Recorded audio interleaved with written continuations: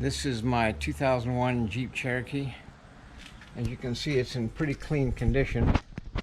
I still have the original spare, the headliner, pretty much everything is intact.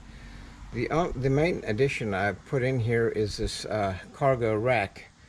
The problem with these Cherokees is space is limited, and so I put in a cargo rack so I could have totes underneath for storage, and then I could put other luggage like suitcases and so forth on top. Then I also have one of these cargo straps that just in case, you know, when you're in rough roads, you don't want anything coming through and damaging it or hitting anyone in the cab area.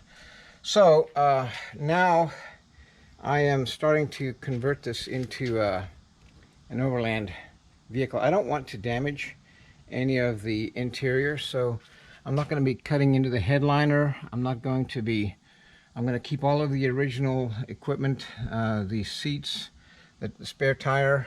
So I've got some ideas that I'm going to be pursuing, but pretty much the structure is going to be the same. This steel welded frame will remain in place, and then I'll put a panel behind it in place of that webbing, and then that will have some small cabinets on the other side. It'll also have some outlets for power. Over here, as you well know, this is a problem area in these Cherokees. The storage on this side, and then of course the storage on that side, these are problem areas. So what I'm going to do is I'm going to actually convert this top cut through here, and then this will be a flip-up shelf, and I'll have the same configuration on this side. That'll be a flip-up shelf as well. Then on the inside here, this front part will be closed off, and there'll be a panel in the inside here to block off that side, so you'll have completely enclosed storage loaded from the top. Now the middle here, where this bed liner is, this is going to be where the mattress extends through to the front of the Jeep, just behind the captain's chairs. So here's the typical configuration in the back of these Cherokees, minus the seat. I took the seat out. You can see here there are some bolt holes for other seating configurations, bucket seats, etc. So I'm going to be using those to bolt down the storage bin.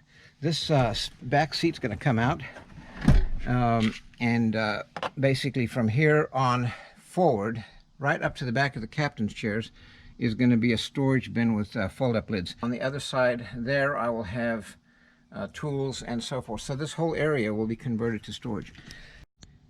In this Jeep, it's possible to lay full length. If you move the captain's chairs all the way to the front and raise them vertically, you can lay full length if you're 5 foot 8 or 9 inches tall. I've tested this, and so I think it's going to work just fine. There'll be two mattress pieces, one that fits behind underneath the cargo area here, and there will be another one that fits in this main area here. So I think this is going to be a workable solution. We'll certainly find out, and stay with me as we move along on this project and give me your thoughts and suggestions. Of course, the CB radio is going to have to go out. It's going to have to be removed. These Jeeps have no room. It's difficult to know where to mount a CB. The next step in this project is to take all of this gear out, get everything cleaned up, and start building the storage. The back is pretty straightforward. 15mm wrench.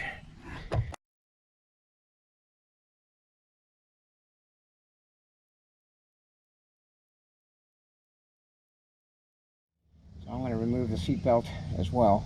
I'll just keep all the parts for later. To get that seatbelt off, you're going to need to use a T47 Torx.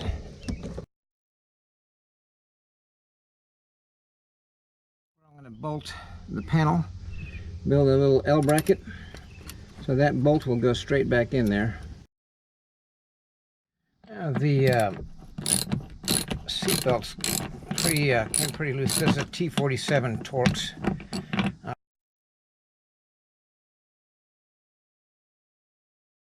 Okay, now everything's pretty much out, and I put the cargo table back in. You can see now this is where I'm going to fix it down, bolt it down on this side, And likewise on the other side, same story. I'm gonna bolt it down right there.